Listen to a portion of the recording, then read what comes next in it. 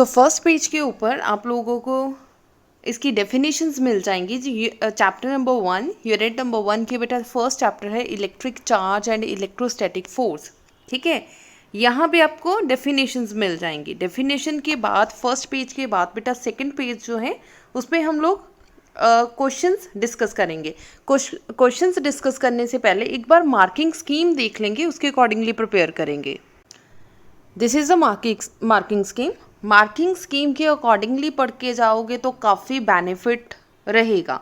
अब ध्यान से देख लो बेटा, 7 थियोरी क्वेश्चन मतलब 1 मार्क्स के क्वेश्चंस करके जाने हैं। इसमें MCQs, filling the blank, true false, 1 word question कुछ भी हो सकते हैं, 2 न्यूमेरिकल्स आएंगे। इसका मतलब न्यूमेरिकल्स हमें इस तरीके से प्रिपेयर करने हैं कि इसमें से कोई 1 मार्क्स का MCQs या सिंपल न्यूमेरिकल कोई आ सकता है। देन 2 मार्क्स की थियोरी करनी है, 3 मार्क्स के लिए थियोरी करनी है और 6 मार्क्स के लिए थियोरी करनी है। सो 20 मार्क्स तो सीधे इसी चैप्टर में से आएंगे अगस्त के टेस्ट के लिए। ठीक है, अगस्त 2022 का जो टेस्ट होगा उसके अकॉर्डिंगली ये मार्किंग स्कीम है चैप्टर नंबर 1 के, यूनिट नंबर 1 की, यूनिट नंबर 1 की।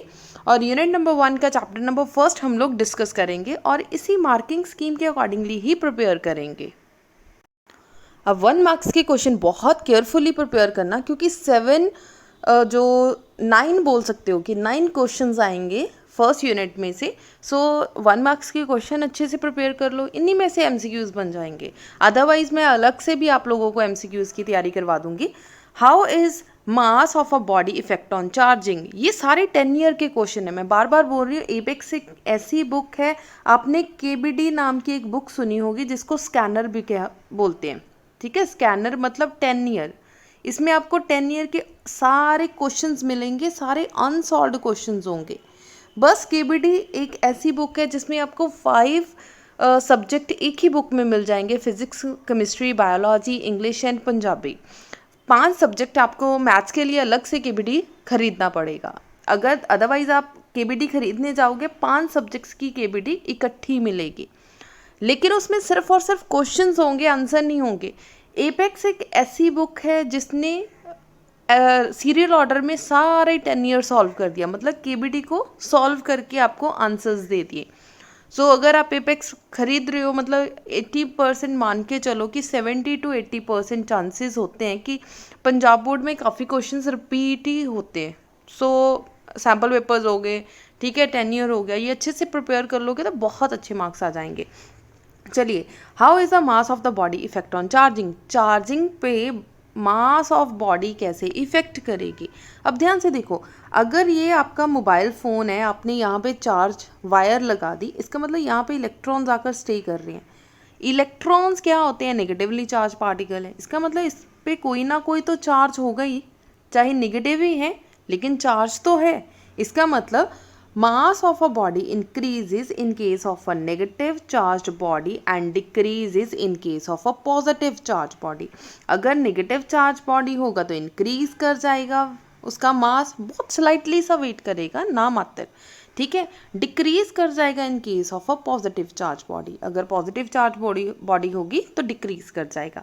नेक्स्ट है electrostatic force between 2 charges is called central force. Central force इसे क्यों बोला जाता है? इलेक्ट्रोस्टैटिक फोर्स को। इलेक्ट्रोस्टैटिक फोर्स क्या है? एक आपके पास Q1 चार्ज यहाँ पे पड़ा है, Q2 चार्ज यहाँ पे पड़ा है, कहीं सेंटर O के ऊपर पूरा फोर्स जो अप्लाई हो रहा होगा, मतलब सेंटर फोर्स इसको क्यों बोला जाता है? बिकॉज ये एक्ट करेगा along a line joining of 2 charges, 2 charges के लाइन ज्वाइनिंग को एक्ट करेगा, because electrostatic force act along the line joining of 2 charges. Next आ जाओ, what is the cause of quantization of charge. Cause मतलब कारण बताओ, quantization of charge किन वजह से होता है, किसकी वजह से होता है? Q is equal to plus minus n e. N मतलब नंबर ऑफ इलेक्ट्रॉन्स, ई मतलब इलेक्ट्रॉन्स। इलेक्ट्रॉन्स की वैल्यू कितनी होती है? 1.6 इंटू 10⁻⁻19। अब एन क्या है? Number of electrons. अब इसी मैथमेटिकल पोर्शन को आपने लाइन्स में लिख देना है। The basic cause of quantization of electric charge is the only integral multiple of electron can be transferred from one body to the another body on rubbing. जब आप किसी भी 2 बॉडीज को आपस में रब करोगे तो चार्ज ट्रांसफ़र हो जाएंगे, नंबर ऑफ इलेक्ट्रॉन्स ट्रांसफ़र हो जाएंगे एक बॉडी से लेके दूसरी बॉडी तक। नेक्स्ट है define dielectric constant. Dielectric constant is important question, ये देख सकते हो 2006, 7, 12, 10 में आया हुआ है। अदरवाइज वैसे भी डाइलेक्ट्रिक कांस्टेंट इंपॉर्टेंट है, जो कि 3 या 4 मार्क्स के क्वेश्चन में भी, 6 मार्क्स के क्वेश्चन में भी अलग से डेफिनेशन पूछी जा सकती है। सो होता क्या है, this is the ratio of force between the two charges placed at a certain distance apart in a air. जब आपने एयर के अंदर दो चार्जेस को रख दिया, दो पॉइंट चार्जेस Q1 Q2 को एक सर्टेन डिस्टेंस मतलब कि R डिस्टेंस पे रख दिया, एयर के अंदर force between the same between two charges placed same distance apart in the medium. मान लो इसी को उठाकर आपने किसी वैक्यूम के अंदर रख दिया, किसी लिक्विड के अंदर रख दिया, पहले हवा के अंदर रखा और दूसरा किसी मीडियम पानी भी हो सकता है, वैक्यूम भी हो सकता है, दोनों की रेशो निकालनी है। जो रेशो आएगी that is the dielectric constant. ठीक है जी। नेक्स्ट है ऐसा unit of electric charge which is also most important question, electric charge क्या है। अच्छा, कल से ना सेकेंड यूनिट की जो क्वेश्चंस बच्चे सेंड कर रहे थे, किसी क्लास टीचर ने सेंड किए कि इंपॉर्टेंट क्वेश्चंस है, वो सारे क्वेश्चंस है ना जो अभी मैं आप लोगों को सीरीज स्टार्ट करने जा रही हूँ, अभी जो एक्सप्लेन कर रही हूँ, सारे क्वेश्चन उसमें कवर हो जाएंगे। मान लो कोई क्वेश्चन कवर नहीं हुआ तो कमेंट में बता देना कि ये क्वेश्चन एक्सप्लेन कर दो, अदरवाइज सब कुछ एक्सप्लेन हो जाएगा, इंपॉर्टेंट क्वेश्चन सारे डिस्कस हो जाएंगे। 1 coulomb is that charge which repel an equal and similar charge with a force of 9 × 10⁹ coulomb when placed in a vacuum or air at a distance of 1 meter from it। 1 coulomb charge क्या है, जब आपने किसी charge को किसी charge equal and opposite charges लिए और उस पर फोर्स कितनी लग रही है, 9 × 10⁹ फोर्स लग रही है, और उसको रखा कहाँ पे, किसी वैक्यूम या एयर के अंदर। सो जितना भी डिस्टेंस होगा, जितने भी इक्वल चार्जेस के अंदर जो फोर्स लग रही होगी, वहाँ पे जो चार्ज होगा वो क्या होगा, 1 coulomb. What is meant by conservation of charge. Conservation of charge का मतलब क्या है, कंजर्वेशन मीन्स ना तो कोई चीज़ क्रिएट हो रही है ना कोई चीज़ डिस्ट्रॉय हो रही है। चार्ज मतलब चार्ज ना क्रिएट हो रहा है ना डिस्ट्रॉय हो रहा है, मतलब चार्ज ऑलवेज रिमेन्स कांस्टेंट रहेगा। कोई ऐसा सिस्टम, कौन सा system, isolated system. So for an isolated system total charge always remains constant. अब देखो Q1 Q2 ग्रेटर देन 0 है, what is the nature of the force between the two charges. सबसे पहले ऐसा क्वेश्चन इंपॉर्टेंट है, recently ऐसे questions ये CBSE में भी इंपॉर्टेंट है, ये वाले, ठीक है। Q1 Q2, अगर कोई Q1 ग्रेटर देन 0 है, इसका मतलब इसकी कोई ना कोई वैल्यू होगी। कैसे, मान लो ये 4 होगा ग्रेटर देन 0, तो डेफिनेटली 4 तो ग्रेटर ही है 0 से, ठीक है। सो Q1 पता चल गया, कोई ना कोई पॉजिटिव वैल्यू होगी। -4 तो हो नहीं सकता 0 से बड़ा, तो ये तो नहीं हो सकता। लेकिन this is a product of two charges. Product मतलब Q1 मान लो ये भी 4 है, -4, माइनस के साथ माइनस कैंसिल हो गया, 4 × 4 16, सो 16 ग्रेटर देन 0 हो सकता है। इसका मतलब हो सकता है दोनों चार्जेस पॉजिटिव हो सकता है दोनों चार्जेस नेगेटिव में हो, इसका मतलब दोनों हो सकते हैं, लेकिन एक पॉजिटिव एक नेगेटिव हो ऐसा नहीं हो सकता, फिर नेगेटिव में आंसर आएगा। ध्यान से समझ लो, Q1 × Q2 लिखा हुआ है, सो 4 × 4 = 16, -4 × -4, माइनस के साथ माइनस कैंसिल हो गया, आंसर फिर भी 16 ही आएगा। इसका मतलब या तो दोनों चार्जेस पॉजिटिव होंगे या फिर दोनों चार्जेस नेगेटिव होंगे। नेक्स्ट आ जाओ to properties of electric charge. Electric charge की प्रॉपर्टीज बतानी है, this is also important. Charge जो है एडिटिव इन नेचर है, चार्ज लाइक चार्जेस रिपेल करेंगे वाइल अनलाइक चार्जेस अट्रैक्ट करेंगे। State Coulomb's law in electrostatic. Coulomb law क्या है, जब दो चार्जेस आपस में डायरेक्टली प्रोपोर्शनल होंगे, Q1 Q2 क्या होगा, product directly proportional to the product of their charges और inversely proportional to the square of the distance between them. ठीक है जी, ये होगी इसकी definition. This is also important but less important है, कूलम्स लॉ की डेफिनेशन बहुत ज़्यादा इंपॉर्टेंट नहीं है। नेक्स्ट है, is it possible to have relative permeability less than 1। क्या रिलेटिव परमेबिलिटी 1 से कम हो सकती है। चलिए सबसे पहले स्टार्ट करेंगे, रिलेटिव परमेबिलिटी है क्या। एप्सिलॉन आर है क्या, रेशो है force between air divided by force in medium. अगर एयर की फोर्स मीडियम से ज़्यादा होगी, इसका मतलब डेफिनेटली ये ग्रेटर देन 1 हो जाएगा। हेंस जो एप्सिलॉन आर रिलेटिव परमेबिलिटी है ऑलवेज ग्रेटर देन 1 होगा, क्योंकि एयर के अंदर अगर फोर्स ग्रेटर है मीडियम से देन ये पॉजिटिव में आंसर आएगा। अगर एयर नेगेटिव में चला जाए, एयर नेगेटिव में नहीं जाएगा, पॉजिटिव ही होगा, मान के चलो, ठीक है। सो ये ऑलवेज ग्रेटर देन 1 ही आंसर आएगा।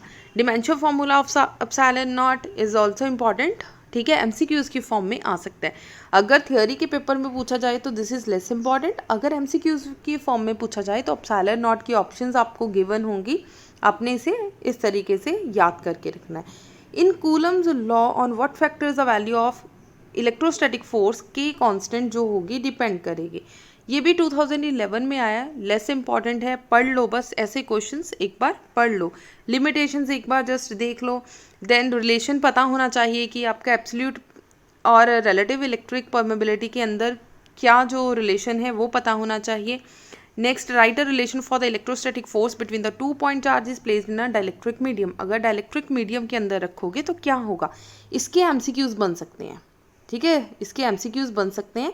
अब देखो फोर्स पता है कितना है, 1/4 pi epsilon naught Q1 Q2 divided by r square. अगर डाइलेक्ट्रिक कांस्टेंट मीडियम की बात की जाए तो डिवाइडेड बाई के साथ डिवाइड कर दो, ठीक है जी।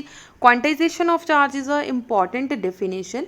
Existence of charge in a discrete packet, discrete होता है जैसे छोटे छोटे टोटों में से पार्ट्स में डिवाइड कर देना, डिस्क्रीट कर देना, rather than continuous manner, continuous नहीं होगा, पार्ट्स में होगा। सो ऐसी जो एनर्जी होगी उसे क्या बोलेंगे, quantization of charge.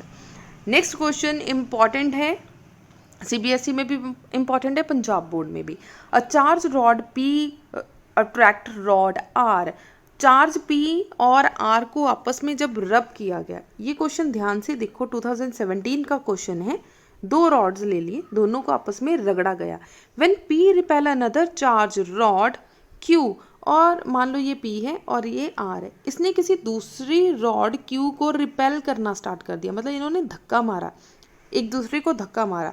Which type of force is develop between them, दोनों में कौन सी फोर्स जो होंगी।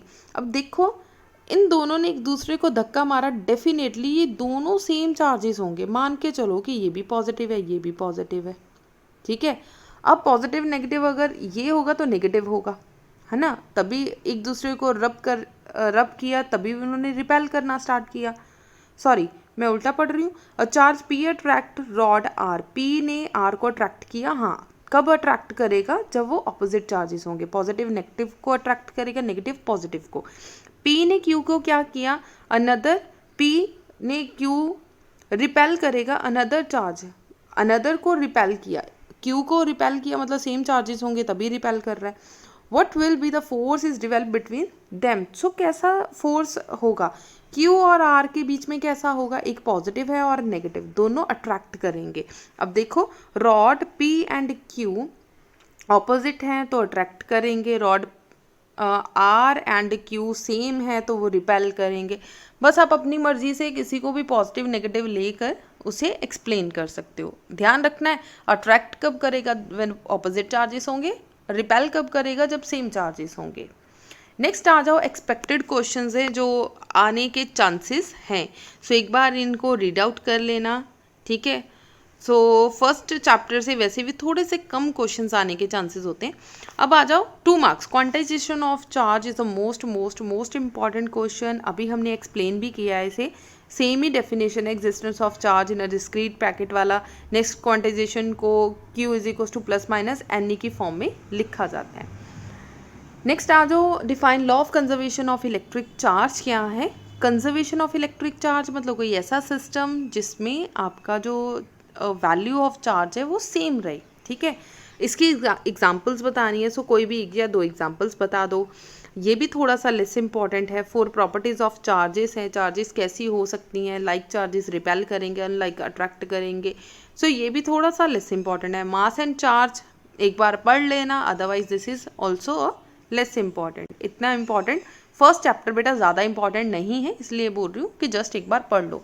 Vehicle carries in flammable material using have metallic rope touching the ground during motion, why, ऐसा क्यों होता है? Body of the vehicle get charge due to the friction with air, कोई भी बॉडी फ्रिक्शन की वजह से चार्ज हो जाएगी, इट मे प्रोड्यूस, सो क्या होगा इसकी वजह से जो मटेरियल है थोड़ा सा फ्लक्चुएट हो जाएगा या ग्राउंड के साथ chain.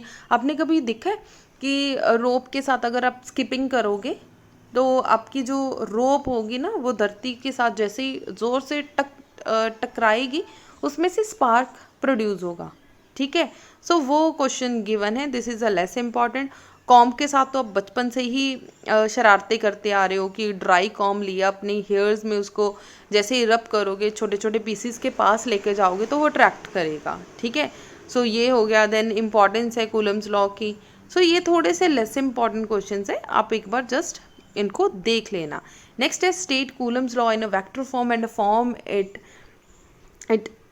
Define relative permeability. Coulomb's law है, सिंपल कूलम्स लॉ है, दो चार्जेस लिए Q1 Q2 चार्जेस, उन पे कोई ना कोई फोर्स अप्लाई हो रहा है, Q1 Q2 charges r distance पे उसको रखा गया है। इस पे जो फोर्स लग रही है दैट इज F21 वेक्टर, और इस पे जो बाहर की तरफ फोर्स लग रही है दिस इज F, ये कौन सा है 1, किसकी वजह से लग रहा है 2 की वजह से, सो 2 पीछे लिख दिया, ठीक है जी। सो सिंपल मैथमेटिकल पोर्शन लिखना है कि फोर्स किसकी डायरेक्टली प्रोपोर्शनल है, force is directly proportional to Q1 Q2, F is inversely proportional to 1/r square, so simple लिख सकते हो F is equals to Q1 Q2 divided by r square, क्योंकि vector form में लिख रहे हो तो 1 2 की फॉर्म में लिखोगे, और जब वेक्टर डालोगे इसके ऊपर वेक्टर डालोगे तो आपको यूनिट कैप लेना होगा, ठीक है जी। यूनिट कैप आप सेम ही लोगे जो यहाँ पे होगा, डन। सो ये आ गई आपकी वेक्टर फॉर्म में आपने इसको लिखना है, ठीक है। अब नेक्स्ट चलो state and explain Coulomb's law of force in electrostatic. बेटा वेक्टर फॉर्म थोड़ी सी लेस इंपॉर्टेंट है, लेकिन कूलम्स फोर्स जो है थोड़ा सा इंपॉर्टेंट है, आप इससे अच्छे से कर लो, ये बहुत अच्छे से कर लो। अगर मान लो कुछ अनइम्पॉर्टेंट सा पेपर डालना हो है तो बहुत ही ईजी कूलम्स लॉ, लेकिन थोड़ा सा अनइम्पॉर्टेंट पेपर डालना तो कूलम्स लॉ आ जाएगा पेपर में, otherwise this is a less important. Next है principle of superposition, this is unimportant topic, 100% इसको छोड़ जाओ, ठीक है। अगर आपने अपने कॉन्सेप्ट क्लियर करने हैं तो ज़रूर पढ़ कर जाओ, अगर पेपर पॉइंट ऑफ व्यू पे देखना है तो 100% इसको छोड़ के जा सकते हो, ये नहीं आएगा पेपर में। वेक्टर फॉर्म अभी भी इसके पहले हमने पढ़ा है तो आप लोग देख सकते हो। अब देखो 1 मार्क्स का क्वेश्चन न्यूमेरिकल में आएगा। अब देखो फर्स्ट क्वेश्चन 1 मार्क्स में आ सकता है MCQs की फॉर्म में।